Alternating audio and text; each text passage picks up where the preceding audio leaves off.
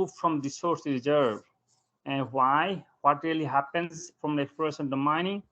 When you do the exploration, we are at the beginning, you see, and intentionally, this bar is the PEA doesn't start actually until certain time, because at that time we may have some preliminary information. We are not ready to make any studies. There have not been any conceptual studies, which just data doesn't support.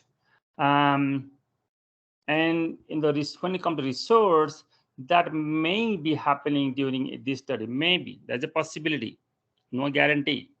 However, going from left-hand side to right-hand side of this slide, you see, for any project to become a mining project, it has to have a strong exploration history and exploration and exploration program at the beginning. It has to have that. Without that, a mining project I haven't seen being successful, with some exceptions where the financing is done by single man or an entity entirely private. Not, those are really not the traditional ways of mining, and I've only seen 2 projects in my entire career so far. So this is kind of the general project cycle in the mining project. So you may have, some of you, if you have actually attended my presentation a couple of weeks ago by Fimi, you see that I used this slide saying that, well, exploration is actually a multidisciplinary scientific process. It's a multidisciplinary. It has multiple disciplines, multiple tasks associated with the disciplines. By geology, I mean mapping, rock types, mineralogy, soil, those kind of things. Geophysics, where we send an energy or use a source of energy to extract and collect the information from the rocks in a regional scale to deposit scale, various scales. We're generating different types of data. Drilling, we know what drilling is. Remote sensing, GIS, or you can combine any one of them, combine any of those. They all actually become the part of mineral exploration. What is not? It's not just drilling. It's not a project with a written report. That's not exploration. You understand why I'm making that statement. If you have any questions, please let's have a discussion towards the end. Exploration doesn't guarantee a resource or reserve. Using, again, when I say resource and reserve, these terms are very technical. They are the terms as used by international bodies. I'm referring to CRISCO, and there are 14 different codes worldwide, including JORC from Australasia, IMIC from India. Here in US, you use a new code these days, SK1300, NI 4311 in Canada, SAMREC, or South African code in South Africa. Those they all use same terminology, resource and reserve. Okay, so these are technical terms. The exploration doesn't guarantee it. However, what really that means, the exploration is an investment which may not guarantee a positive outcome, but it has to happen, right? So it's kind of a risky business. It is by its nature, exploration as being a scientific investigation, it doesn't guarantee a positive outcome. However, it's an investment. It has to be kept in mind by every successful exploration companies and project leads. So what that really means, do I have to do exploration first, then go for funding? then what happens to initial expenses, expenditures that happens in the exploration? Do I have to have funding to go to exploration? It's kind of always chicken and egg process, isn't it? You know, I'm just coming back from a regional exploration conference held in Illinois. I think that's still I think yeah, today was the last day. We are talking about this thing, and we are about 100 and some exploration companies, experts, and various entities and financial entities and academia. We're talking about these things, about funding.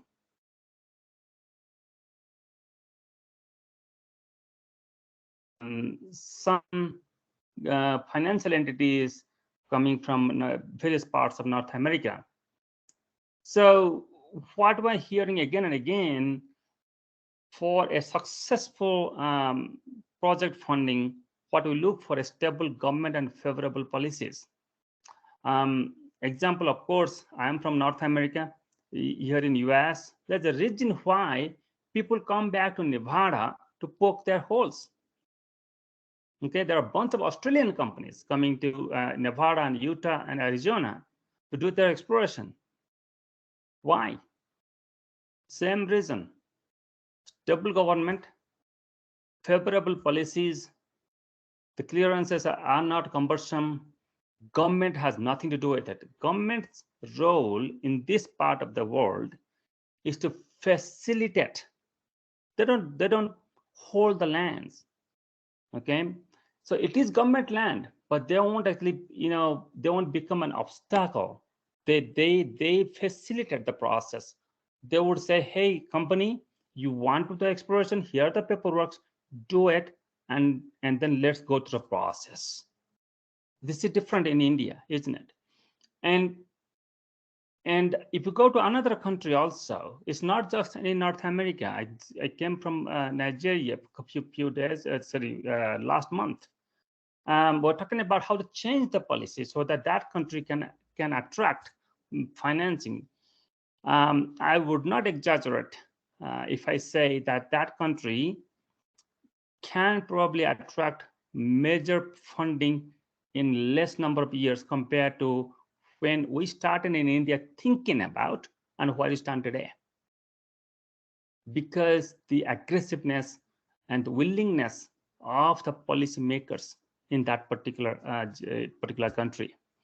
Internationally accepted codes. We in India have EMIC already, not accepted by government, but industry is very favorable towards it. Again, I'm also consulting to a couple of other countries. I cannot name them now. They don't care about the other codes that are available internationally. They're all asking Dr. Samal, what do you need to do? So, well, first, use the one that's available to you, maybe from South Africa, maybe from Australia, whichever, but make your own code. I'm advising them how to make it happen. So international entities, the financial entities say, well, the way this information is shared with the public, is it following certain standards or guidelines that are internationally accepted? That means if there are certain languages used, that like resource, reserve, what kind of resources, how the classification was made, is it translatable in another region?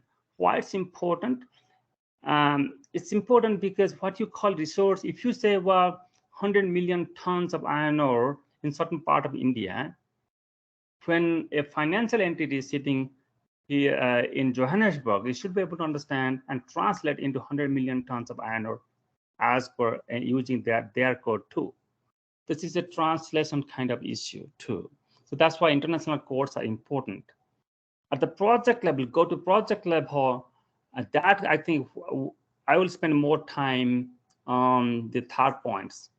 Data that you collected, they're reliable, they're maintained well. That means there is no, the security was well maintained. Data is accessible in usable format. The last bullet point is kind of, very close to my heart. The estimated numbers are reliable. And when you say these are my resources, please disclose what the financial entities want to see. Okay, you have X million tons of resources. What do I get out of it? That means if it is 100 million tons, a number you are quoting, is it really 100 million tons? Is there a risk of losing 20% of it? Or is there another way I can look at the deposit and probably find there are more opportunities to add more resources? They are more in addition to the numbers that we disclose in the reports or in another document. They're more more focused on, I would say, interested in opportunities and risks surrounding the numbers that are disclosed. So what are the, to be actually in a situation to fund an exploration project, in my opinion, the geological characteristics of the deposit that is considered for financing should be very well understood, and this will be recorded well too, so that it can be shared with the entity that is trying to finance the project. The data reliability should be clearly shown and demonstrated. The models, by models I mean anything that is generated from the data.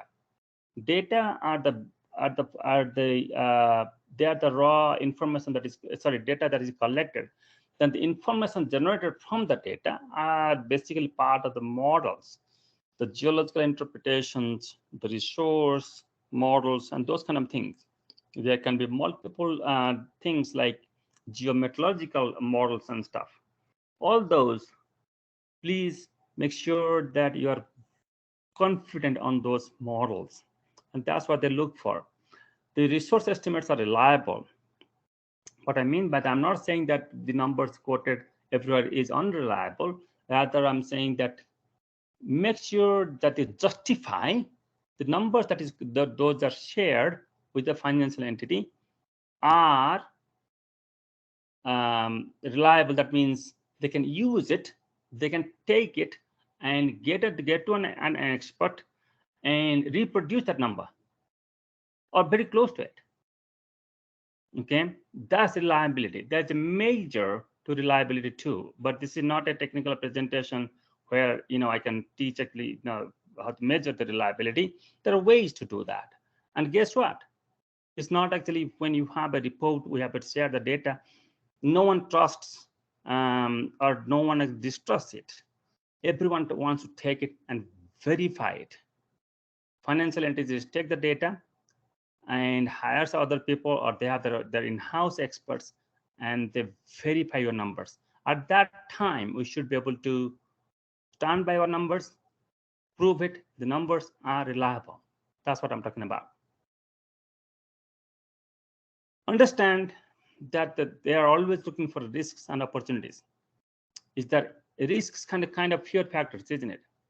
And the opportunities, when we talk about opportunity, that means these are the things they are expecting, to be their kind of a profit margin type of thing, right? I mean, in some time, maybe they have to do exploration, maybe they have to do something, but at the end of the day, they'll gain more than what is presented. That's kind of opportunities. Those should be clearly stated, as much clearly stated. That means whatever you know, please disclose it. For an example, we have a resource, we don't have a reserve. Say it. We have a geology model that we got it, but we have not verified. Say it. We're saying that there are a bunch of drill hole data that is sitting there, but we haven't modeled. Those are opportunities. Those are the things you think there's a bad thing now. Those are good things. Those sellable items. And please disclose it. On the left-hand side box, kind of summarizing what are the actually opportunities would mean for an exploration project. Maybe there's a potential for additional resources. That means more quantities of metals can be extracted compared to what is reported. maybe there's a potential for improved confidence. That means, we talk about resource classification, measured and indicated resources can go to reserve. That's also something, some financial entities will look for how much indicated and measured resources are. In for resources, some entities really give good weight, some entities don't. But there's a potential for improving those confidences. That means inferred category resources can improve into indicated and measured, and use your technical expertise to discuss how they can be done. And financial companies, they really like it. It's not that you know it, you also know, or you have an idea how to do that work. And this last item is very important. Always they look for what is the possibility of reducing the payback period. So how soon they can get their money back, right? How soon they can go into production and extract the metal, and the start actually cash flow, positive cash flow. So that's that time. On the other side of the risk factors, well, you may have a deposit is geologically very complex. I just came from a discussion where we're talking about a gold deposit with a vein system, and that is very well known in the northern side of Nevada. However, what we talked about is why this deposit is not doing well. That means the reconciliation is like plus minus 15% or 20% sometimes. That's not good. We want to bring back to 5-7%. What's going on? It turns out that the structural geologist, the structural geology aspect of the deposit is not well understood or not well put together. One of the reasons why they're losing a lot of material to the waste dump. That means is misclassification of ore into waste material, or they're just mining a bunch of waste material instead of ore. That means they're, at the end of the day, the total recovery is very low compared to what they knew. So geological complexity. So know it well, but that can be a risk. Initially, what we thought about the resources that can be added may not be there. That's a risk factor. Confidence factor, we say, well, there are inferred resources, they can be converted into reserve if we put more holes and convert that into probable and measured resources that are going into reserve. May or may not happen. The last point about the payback period. Reducing payback period requires a lot of engineering at times, depending on the size of the project and the complexity of the project. I know about a project here in Arizona. To reduce the payback period by 1 year, the company has to spend close to $200 million. That's a lot of money, but that's a gigantic project too. So depending on the size of the project and the commodity that you're mining, sometimes payback period can be reduced, but at the cost of an enormous amount of expenditure in terms of construction or other studies. Simplistic idea about uncertainties and risks, what I refer to. That is probably the simplest way I can explain what risks and opportunities. So risks and opportunities are uncertainty that is quantified. Okay. So when we talk about risk, that means in the back of my mind, what's going on is there's a histogram. That means it's a distribution of possibilities. And my particular scenario is probably that yellow box in there. There's a sitting one of the scenarios there. When you talk about uncertainties, we just don't know. We don't know the shape and size of the histogram. We just don't know about it. We cannot quantify it. The moment you quantify it, that becomes risk. One of my favorite examples about risk and opportunities, risks and uncertainties is, it's morning time there in India. So whether it's going to be, warm day or cold day, that's kind of an uncertain weather pattern. But the moment you turn on the TV, say, well, there's 30% chance of being in a rainy day. That's the risk factor, or that's the opportunity, whatever you call it. Basically, you are quantifying the uncertainty that becomes the risk. With that in background, the major sources of technical uncertainties, I'm saying technical, that's my focus of this presentation, because there are other non-technical uncertainties there too, like we talked in the beginning, that relates to the government, society, the environmental society, governance, and other related topics that we are not going to discuss today. The technical uncertainties are related to mainly these three things: geological, that is style and controls of mineralization, maybe lithology, mineralogy, structure, those kind of things. We have no control on that. We just have to do our best to understand that. Where we have control over is the data. You bring in any data issue that will fall into two categories. One is the quality issue or quantity issue. Okay, there are a number of quality issues, how good the data is, and the quantity, whether you have enough or not. Again, enough is a subjective term. What do you mean by enough? If you open that up, you will see there are a number of smaller issues too. So that's a data issue. By model, I mean everything else that comes from the data.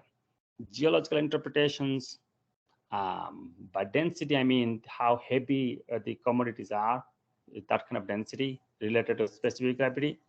So models and data, those are the things that we can really work on to address the risk factors. You know what? Everything comes down to estimated grades and tonnage. Fortunately or unfortunately, that's where it ends up in. And I'll go to another slide, explain that, also discuss that a little bit. Geological characteristics, like I said, we have no control, we cannot change it, but we have to address it. This diagram, this picture I'm showing you, this is a polymetallic deposit in Wisconsin, Michigan border, a very well-known polymetallic province. And this is from my site visit a few years ago. What we have here is a hydrothermal alteration pattern, right? Okay. When I audited that project, I saw their 6th or 7th time they're doing the geological interpretation. It's not bad. It's not bad. They're trying to understand it. The people there are very competent. It's just the deposit is complex. We cannot change it, but we can address it during the resource estimation process, possibly avoid the risk due to misinterpretation. Be very careful. One of the funny things, I say funny things because it really sounded funny to me. Someone took the data. I said, well, convert all the grades like gold, silver, lead, and zinc into a dollar value, and just use kriging. And I asked this gentleman who did the resource estimate, I said, who asked you to do the kriging? Why you use kriging? You could do the inverse and squares, a simpler model. Why? So, well, that's the most appropriate. Why?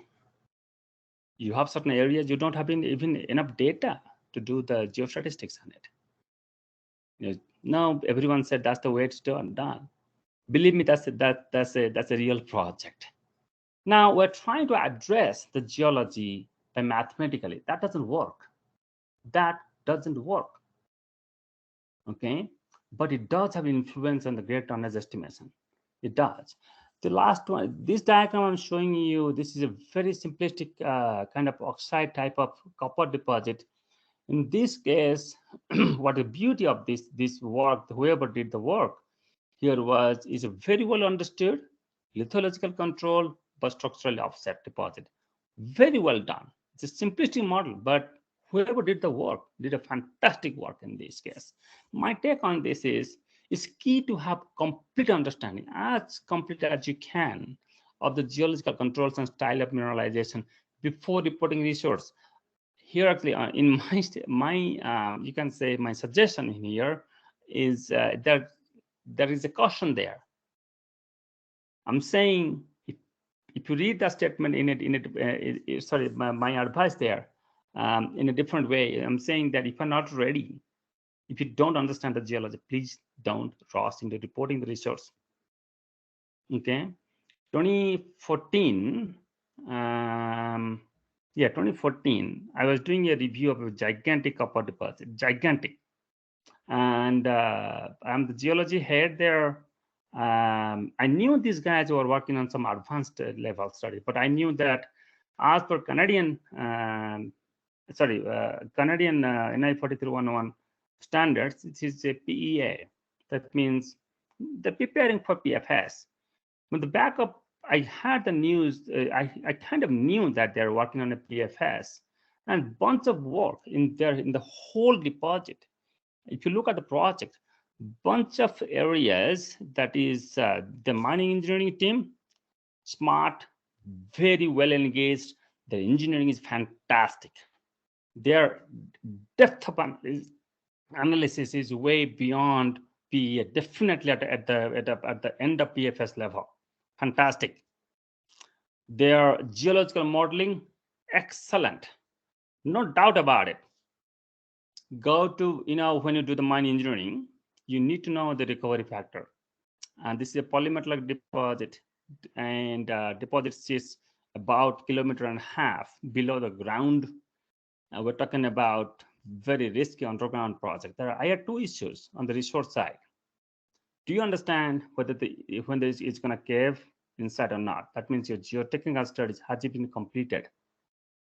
And you cannot do that geotechnical study unless you have a shaft, go down and drill it. You cannot. I know that they're preparing, but without that kind of studies, I don't think you can pass the PFS, a test in there. You can't. I was like, what's the rush? Why we're doing this thing? The result was they're funded more money to go into the PFS. That means we do get more data on certain areas that are vital for the project's success, and after which they can do the resource reporting as per PFS standard. Right, that point of time, it wasn't. So I always suggest this thing, that please understand the geology and the controls before you go and reporting, because we don't have much handle. All we can do is actually just understand it. Data quality, I always have fun with it when I open someone's data. This slide, what we're looking at, this was the second day on my project. I'm looking at, I said, well, to get the coordinates, and I plot the XY plots. This is my local coordinate system, and you can see that the 3 different coordinate systems. The red ones in here, and they can align actually with these. It's just that X and Y are reversed. But I was given all the coordinates with these coordinates initially, and I had to sit on it for 3 to 4 weeks until these two showed up. Now, if you take the yellow and green dots, which one is reliable? They don't match 100%. So this is just coordinate system. You understand that if you do a resource number from this data, or the yellow dots and the green dots, they will be 3 different numbers. So mining finance entities look at it. How reliable are the survey information? That's what the role of the QP that is working in this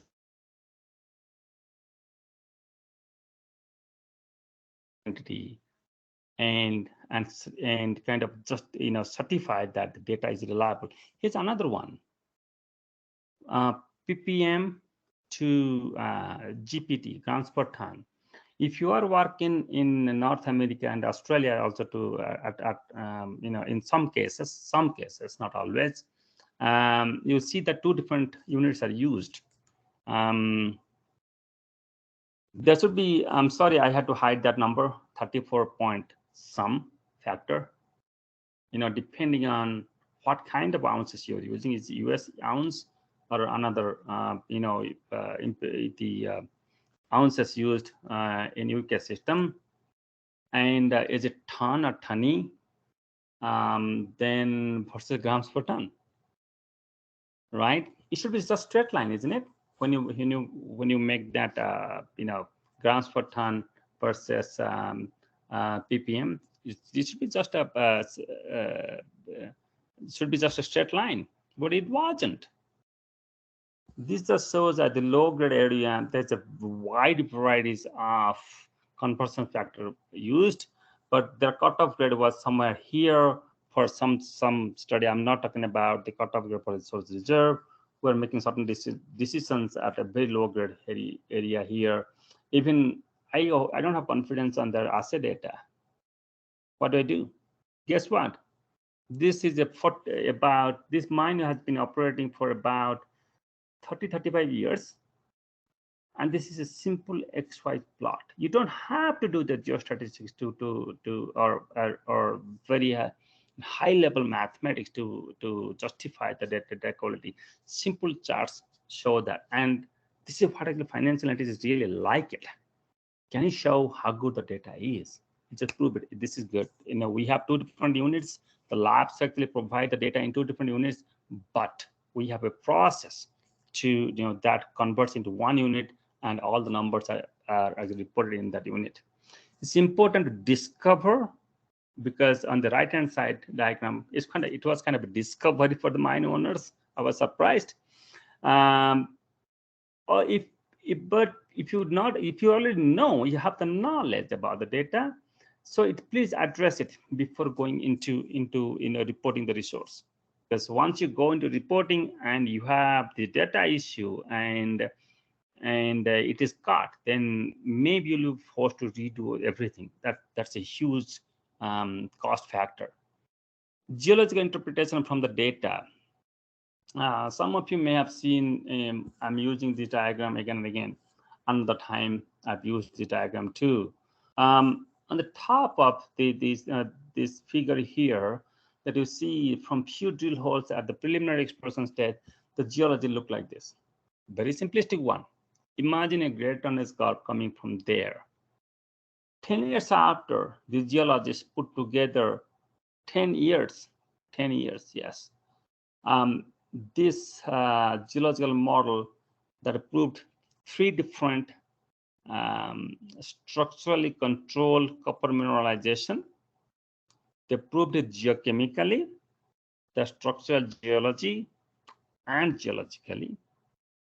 And also to test this model, the final model, they keep drilling it, but there is very minor changes in the geology model that remain intact. That is a feasibility study level project. Sorry, a geological model. The top one, maybe scoping study level. There are a lot of assumptions to make. So you see, now as the project matures, and if your geological interpretation may change, don't be shy about it. There's no geology model that is most accurate, but one represents the deposit better than the other. Pick your carefully. Reasonable geological interpretation is expected. This diagram I'm showing you, in this particular project, I had problem with these tentacles in here. All these things in here, they're not supported by any drill hole data. I'm not questioning the geologist's interpretation that there may be a structural feature, and this is a gold project, gold and silver project, gold with substantial silver credit in this particular project. There may be continuation, but it's not supported by data. My point is, if it's not supported by data, don't be emotionally attached to it. What the financial entities are looking for, or even your corporate is looking for, the truth, the geological interpretation backed by the data, not your imagination. Your imagination is great. Please validate it before you put in the report. That's kind of my advice there. Why it's important, actually, like I said in the beginning, everything shows up at the resource estimation. Everything that becomes the heart of the project, because you know what? When it comes to reserve, it has to come from the resource. The resource becomes the heart of the project. Okay, it depends on the upstream data, and it becomes the source of the reserve. So it has to be done well. Here in this example, this is a very recent project I was looking at. Just everything else remains constant. Just I used a geology model, created this this yellow line, that is the grade line. This is the tonnage line, keeping the tonnage constant. I'm just showing one domain. It's a very large area. And when I include the new geology model, the tonnage line really improves a lot. And I'm more confident in the new one versus than old one. The old model had very large volume that would take a lot of dirt in it, but it's not well capturing the gold and silver where it was. And that's why it shows a tonnage there, but not much grade, because it's diluting a lot. But when it's restricted, do it well and justified, the grade line jumps. It's not that I like it because the grade line jumped. No, the geology model is more valid and it's justifiable. I can say, well, I stand by it. So it ends up at the resource estimates, right? Remember, these resources are estimated grades. They are not calculated. This is not actually certain. It can change. I just demonstrated one that just doing the one, changing the geological interpretation, your grade tonnage curve really can jump.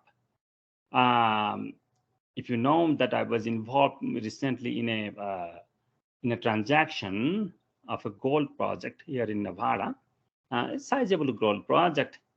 What we're actually looking at, their geological interpretation, I didn't change it, but I had to make the opinion. They're not the best ones, but they're reasonable ones to call it a resource. But I had to caution that there is no reserve, and we all agreed to that. No, let's not rush into it. Let's just call resource, and we are not calling any part of the reserve. Measured resources, just indicated resources and info resources. That's all we are confident about. So be careful, actually, when we're putting together a model or a number and a report, and that that substantiates all this information that is there. We need to be we need to keep in mind that someone is going to ask for those data and try to verify it. So it's a major technical verification in project financing. So why to disclose all the possible risks? Like I said, I was comfortable saying that the portion of it actually indicated resources. Actually, I was going to put more indicated resources. I was confident. But the team that was buying the project, they said, Abani, actually, we think it's less indicated resource, isn't it? And I could see where they're coming from. I said, yeah, actually, I'm more confident they're saying being conservative there, because we have opportunities to improve some of the info resources into indicated later on, but not right now. I was so happy with these guys.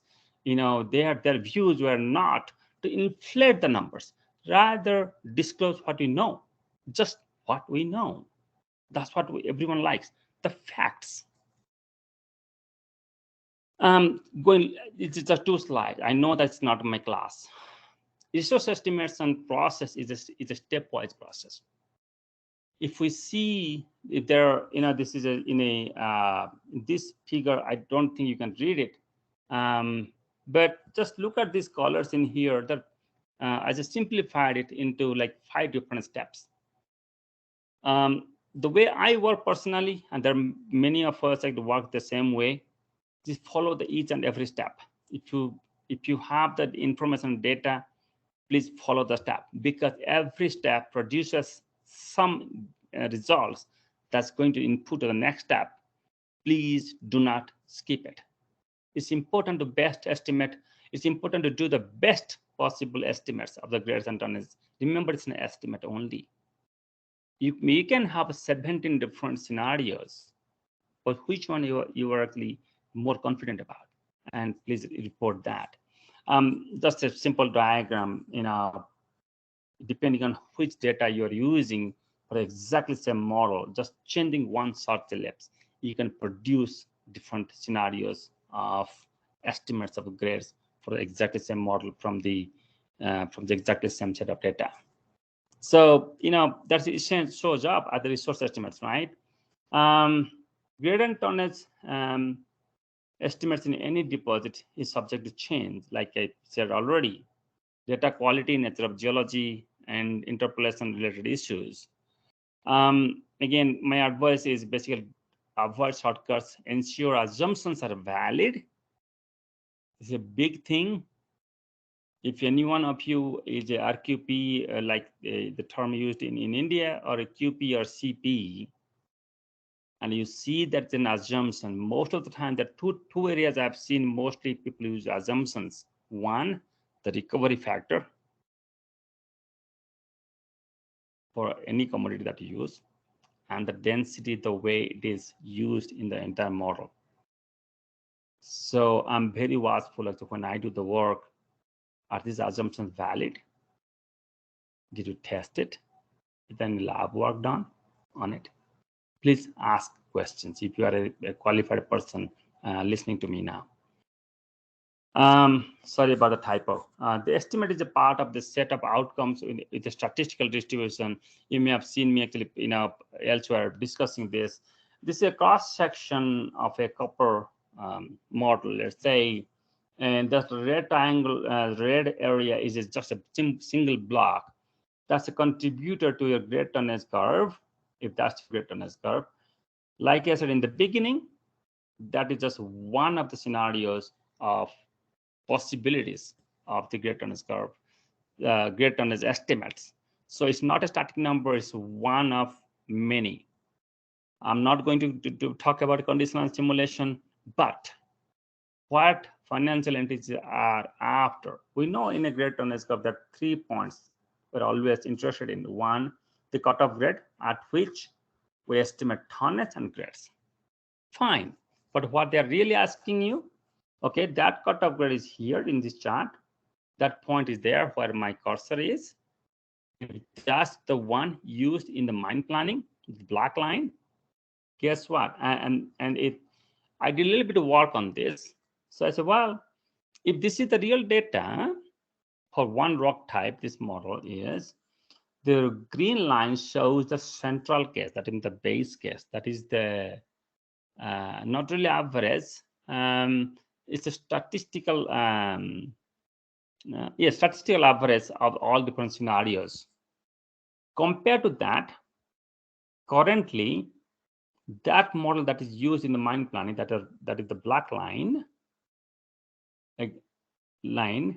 that's slightly optimistic, but it's not too risky, because this is just below the upper limit. That's the maximum amount of metal that can be extracted based on different scenarios I ran. The 200 different scenarios I ran in this particular case. Based on our, other part of the story is, what if the cutoff grade changes slightly higher, that the metal price is down or the cost goes up, we have to up the cutoff grade. Then guess what? Your model that you're using is a highly optimistic case. That means the chances of failure is high. Now, the argument we had, which I'm not showing in here, is what if we have a scenario where you have this line going like this? That's a very pessimistic scenario. No financial entities likes it actually, because it's a very pessimistic. That means they can't even project their financial future from this project. What they're always after is the base case scenario. And if you are working for a major mining company, you see the bunch of financial guys, they run the scenarios, and some of the smart ones ask, the source and reserve guys, give me the 3 or 5 scenarios. What is the central case? what is the upper limit and what is the lower limit, and what is the statistical confidence on those. Okay, and this is actually, again, this is chart. Of course, I remade it without showing any numbers in here. In this particular project, I advise this financial entity to, if they go for funding this project, be sure that they're doing a lot of exploration and they cannot have any resource for, either start the from day one after we finish the project and after our consulting project is done. It will take them about 2 years, provided they have a drilling team available in Peru. This is a Peruvian project, and then they can have a good resource model that can probably go into reserve, but not right now. That means they have to spend money on exploration. If they want to back up from the project, there's, depending on their goal, they won't probably lose much. But definitely what the truth is, this rock has metal in it. That is true. That is good thing. The data is fantastic, but there need to be some work done. So another financial entity can come in, say, hey, we are ready to take this project and make value out of it. That's what they look for. These are my real experience I'm sharing with you guys. The financial entities are interested in both risk and opportunities.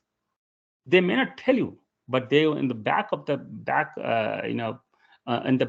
they are doing all this analysis actually. So it's wise to disclose all the things that we know upfront. So my final thoughts as an operator, if you're an exploration company or a mining company, please disclose. I'm sorry, maybe I'm taking a little too much time. Is it okay, Dhruv? Maybe another 5 minutes. Interesting, sir. Please carry on. It's interesting. Please carry on, sir. As an operator, please disclose all the known opportunities that is known and known risk for the deposit. This is a big item for me. This one. Be transparent. Please be transparent. I'm sorry, some people run away from me when I ask that question. Do I trust you? Not really, in this blunt way, asking question to get as much information as I can. Okay, be transparent. Now, this will make the project financing much easier. Much easier. If there's a lack of information, please say it. We don't know. We don't have it. Examples: the estimated grade and tonnage are above cutoff grade. Fine. I'm not going to actually go into RPEEE criteria, but the criteria for a reasonable prospect for eventual economic extraction was done and clearly disclosed. What I mean by that is, in the surface mining scenario, as for any code that you take today, indirectly that is suggested, because the codes are not prescriptions. They are suggestions only, they're guidelines only. But if you read it properly, you'll say that, well, we need an ultimate bid cell. It may be an opportunity, it may be an optimistic one, but we need it. Please do it. Don't just force on, no, we have a cutoff grade. Then an auditor is going to come back and ask you from the financial company side, justify that cutoff grade with that bid cell. How a block sitting, 2 kilometers away from the main pit area is mineable? Remember this thing. Is a reasonable prospect of eventual economic extraction, that is mining. It's mineability. If it's an underground scenario, they make sure that you have a measure shape. Okay, and that is actually important to say that, well, we didn't have it, we didn't do it. Fine, say it. When you do all that, please show the cost parameter, the price parameters. And a guy like mine, I'm going to ask you, how did you get the price? Is it rolling average? Rolling average over how many years? And how many years of data that you took? Actually, I also go back to shows where they get the code that, like, there are vendors, they sell you or they share the cost parameters for you, and sorry, metal price parameters for you, and what is the source of it. And I spot check them. It's worth doing it, so that down the road, the project is financed, it becomes a successful project. You know what? When a successful project runs, there are 10 or 100 people are employed. Project runs, and that provides metals and the resources that we need to survive in the society. Because mining is not a fun thing. We just don't do it for the sake of fun, having fun. It's fun for us because mining industry, become the kind of the provider for the mankind, isn't it? Without metals, we don't survive. So everything, you guess what? All the geologists, mining engineers, all the professionals, we do the right work in here, then the project is financed, then the project goes ahead. So you understand that it's a huge responsibility. Transparency, materiality, and competency. There are 3 pillars of public reporting. If it is a reporting, I made this statement in last conference. If it is an NI 4311 report, it doesn't necessarily mean that is a foolproof. No, it just meets the minimum criteria by the guideline, because guideline is not a prescription. All the parameter that is used for that project is project specific. Okay, that's for transparency, materiality, and competency. All 3 are of equal importance. Opportunity and risks are equally important. Disclose both. I'll show you probably one diagram in here.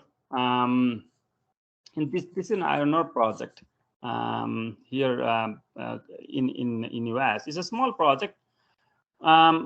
This is the area they're mining. You can probably see a shade of a pit in there, some holes in there, a kind of a purple color, kind of a shape that shows the mineralization. They understood, or they knew. And I cross-checked, that looks okay, but fine. But what I was surprised to see, there's a bunch of material sitting in here. There's some drill holes also. If this is actually, X amount of metal sitting in the mining, what they're planning to mine, this red area is about 20% of that material. I said, how can you sit on it and don't plan to mine it? What really stopped these guys is putting some more holes to discover if there is, or maybe to understand why there's no geology, no mineralization here. So, well, guys, we just don't know. We know what we don't know. Then why don't we put some more holes and understand what the geology is? This is the case of opportunity not being actually disclosed. Everyone knew what the risk of the project is. I said, well, this is a sellable point for you guys. Okay, so the completeness from a financial entity standpoint, the completeness of data and information is very, very, very important. As important as how much material you are looking at. Okay, you may be actually, assured of a huge amount of gold, but it's not backed by enough data. What's the worth of the number? Nothing. So, like I already said, the second point. The third point is always look for the opportunities to grow. That is many times missed by the property owners, like I said already. Competency of the team matters. If any of you are supporting a financial entity or you're working for a financial entity, will make sure where you are actually acquiring the property or the people who are operating the property, they're competent to run that property.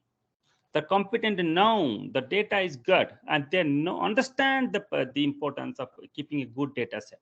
They understand it. It's not that there's a duty, but if they understand it, they like it, what they're doing. That's very, very important. Like someone, I forgot his name, like he said, oh yeah, a guy I know from Vancouver for many years now. He said, we buy properties, but we invest on the people. When we buy property, we also get some people associated with this project, because the knowledge base that we get with those group of people is important for us. That is such a vital thing I heard. Materiality over time matters. That means what is today's risk may become an opportunity tomorrow. In the change scenarios, please keep in mind, be open-minded. Make a well-informed decision, please. That's for the financial entities. I think that's all I have. Sorry, I took a little more time. And this is my contact information. Many of you probably already connected to me. You know, I'll just take questions if there is enough time.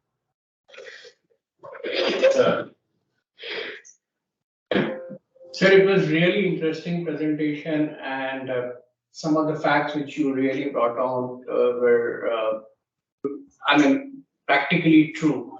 Many a times, even during our discussions of simple geological mapping, I have been telling the people during my course of training or explanation is that you should, as part of your legend and notes, you should mention what kind of a grading method and what kind of a cell size you have used to draw the contours, so that same thing can be replicated. And exactly that's what your talk brings out, and which is really interesting. I don't have particular questions, but there was a comment from Balram sir that one or two case studies are presented. It would have been more interesting. Balram sir, we will surely take care of this, and we will tell our guest lecturers to put some case studies hereafter. I really appreciate your feedback. KK, is it Balram sir from NGRI? Yeah. Balram sir, namaste. You know, I think you probably don't know, I did my MS sample analysis from Alanskan from your lab in 94-95 through Dr. Venkatesh from ISM Dhanbad. Thank you. You never know who I, you know. Yeah, the world is small. Thank you, KK. Yeah. So the scientists I admire a lot. Yeah. Yeah. So any other questions from the participants, or Devrajan sir, can you have your comments? We would like to hear from you, your feedback also, and Balram sir, and anybody, please feel free to speak about, especially Devrajan sir. I would like you to also say something. Let me unmute. I have no questions to ask. Just a comment that I'm hearing Dr. Abani Samal after a year. We had last year a long session as part of IMIC, and as usual, he is so brilliant, very focused on all the right points. A brilliant presentation. Thank you for thank you, sir. Thank you, Data Code, and you, Rao Sahab, for organizing this. Anybody has any questions, please feel free to speak out. Or comments also are welcome. Good morning, sir. This is Mihir, and sir, it's nice to hear you. How are you doing, Mihir? I am good, sir. And I have just one simple question, maybe. Does we have a single project all over world which can be taken as a standard for commodity wise? For example, iron or gold or copper or zinc, whatever it may be. Is there any standard single project all over the entire world which can we take as a benchmark to to further exploration of other projects? Great question, Mihir.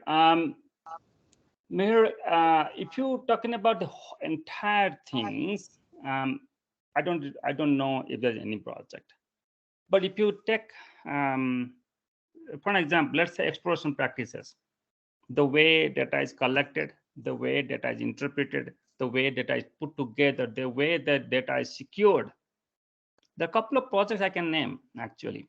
Go to Resolution Copper here in Arizona. Go to, also there is a project, Iron Ore project, I forgot. It was UC Minas did actually in Brazil, some of the Vales project in Brazil. And actually Bingham Canyon here locally, 6 miles from my house here. Great examples. And then there are actually other projects also in the good practices in exploration. There are also really terrible things I've seen. I'm not going to name them. When it comes to the resource estimation and modeling, there are a bunch of projects actually. There are a couple of them actually in Canada. I forgot the names, but I know their projects. Here actually, some of the projects run by Newmont.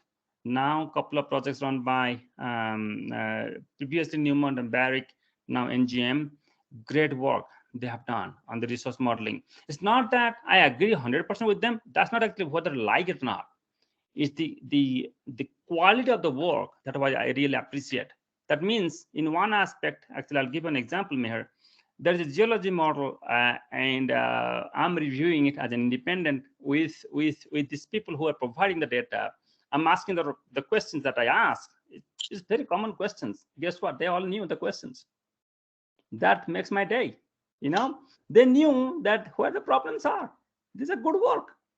So, like like I said, there is no geology model that is the best model, but one can always improve. Did I answer your question, Mir? Sorry, I don't have a straightforward answer to your question. No, you have answered it, sir. Almost, it's not in summary, bits and pieces available. Exactly. Actually, I was in Normandy a couple of years ago. There are a couple of things I was like, wow, I did not know. I mean, how good they were. It's not about actually, the way that they did the mine planning over there. At least the way I was presented. It was, if I say world class, that just puts that project amongst all others, good ones. Probably it goes beyond that. There's one of the good ones actually amongst the world-class projects.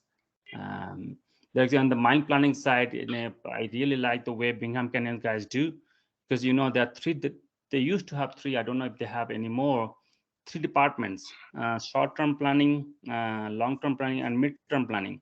They're always in sync. They always talk, and they always have, like, weekly. They have 3 times a meetings or something. It's not that meetings for meetings, redundant meetings. No, they question each other. Sometimes they put the insert to other people to watch them what they're doing and debate it. And guess what? They're ready to delete their work. That's daring things they do, and that's why their KPIs are not tons of material they move that used to be. Tons of metal they extract. The project's valuation, the project's KPI, GM to geologist, the performance is based on how much metal they extracted. It used to be how much ore they mined or how much waste they move. No more. It doesn't matter how much you move. If I don't get metal, what's the point, right? That's one of the things. When I see an operating mine, I always look at what is your KPI, right? In the exploration project, this is a major things that you guys probably know. Meters of drilling for a company is a terrible performance index. I'm sorry, I don't have a softer words in here to apply or use. It should not be the only performance index. It should be the number of, it should be like amount of drilling that we did, then amount of geophysics that we did, how much work we did, and how many projects we brought from exploration to mining or close to mining, right, Dhruv? Would you not actually expect that? Exactly. From exploration to feasibility study, and by feasibility study I mean by the Crisco standard, not just just a terminology, by the standard, the improvement of the project. That should be the KPI. So there are projects actually here. I mean, there are extensive list of projects. You go to Freeport-McMoRan's Arizona projects and their Grasberg project. Look at their the way they're doing the work, the exploration works. It's fantastic. It's just fantastic. The way they measure the success. Oh, you're gonna put this many holes. What's the goal? We're gonna improve X percentage of material from info to that. Did we achieve it? That kind of, when you look at, they just use simple Excel files. So it doesn't matter the technology that you use. The fact is, it's a science proven, and many projects actually do that. But yeah, there's not a single project that do everything. There's one other comment I would like to make here. Many mine sites, you see the on-site laboratory, right? Many mine sites, and there are some ones are really good ones. But I've heard like some Australian projects have good mine labs too. But anyone coming to Salt Lake City, please make a point, if you can, visit the laboratory facility of Bingham Canyon Mine. The laboratory itself, to take a tour, just walk around, will take you a day. This is that big a laboratory setup. And those are really some really good practices and good things to, in our mining industry worldwide. Sorry, I see a hand raised by Abhishek. Yeah, Abhishek Shukla wants to ask you a question. Abhishek, please.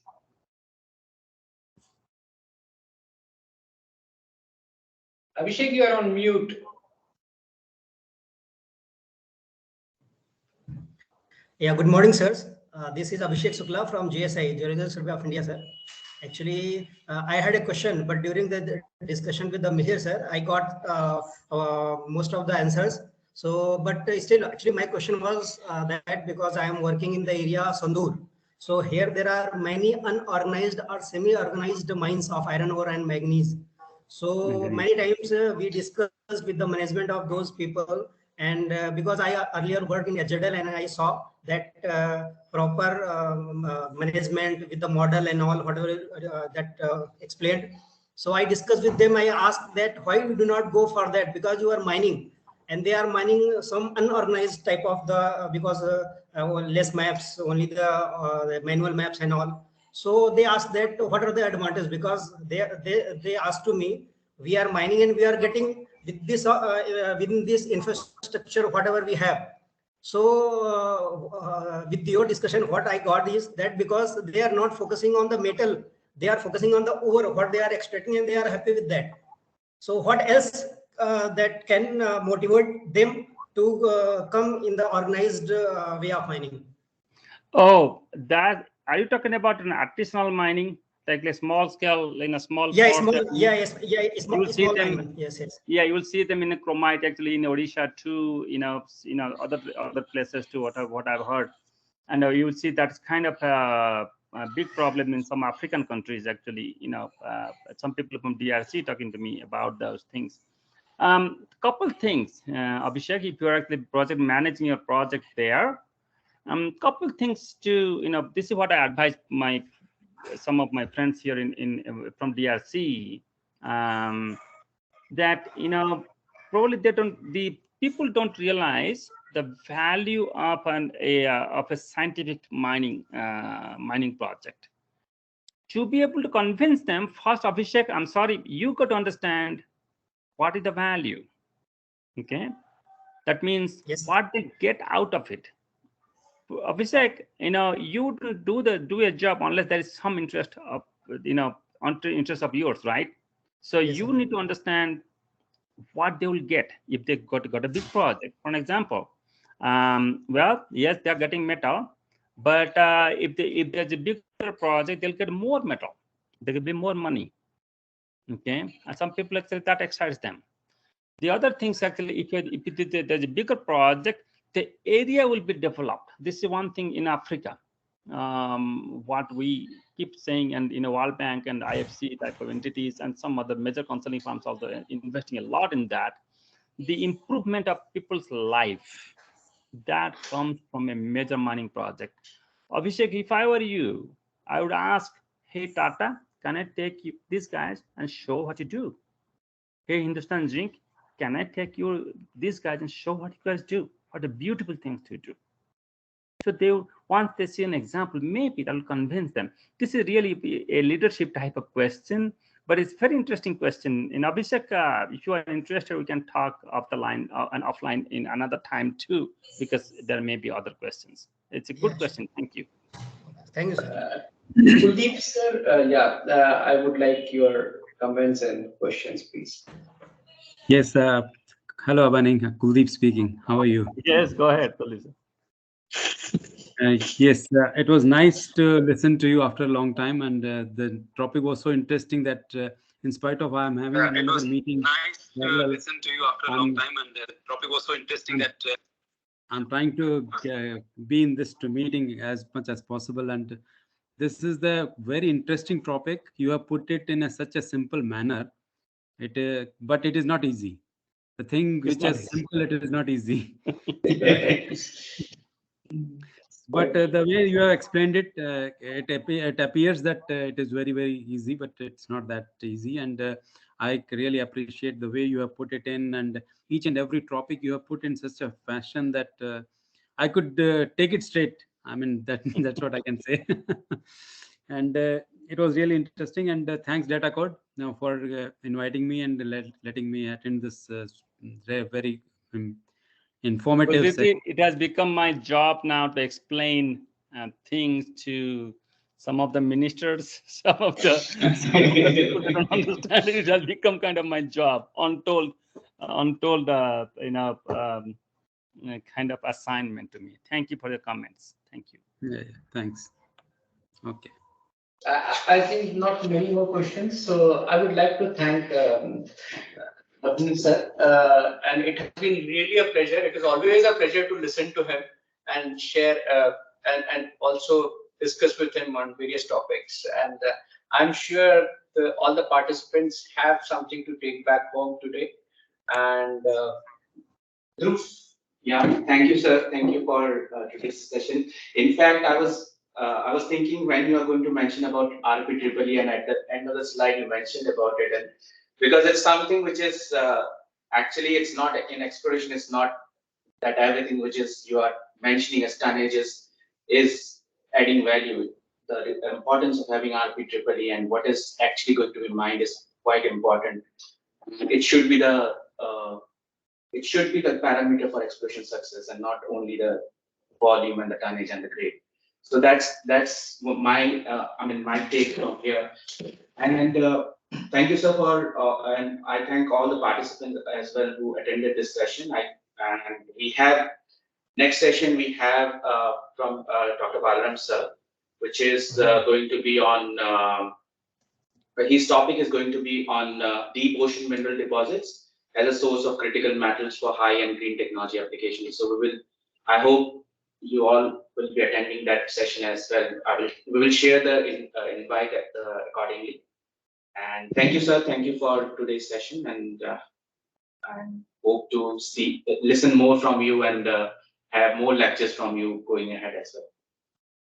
Thank you, Dr. I really appreciate this opportunity.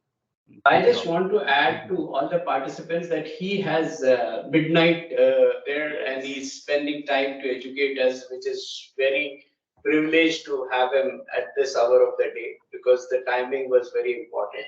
Thanks for accommodating us. So that's very good. Thanks. Okay then, no problem. Really, it's my pleasure. Thank you all. Yeah. Appreciate. Thanks. Have a very good day there. Bye bye.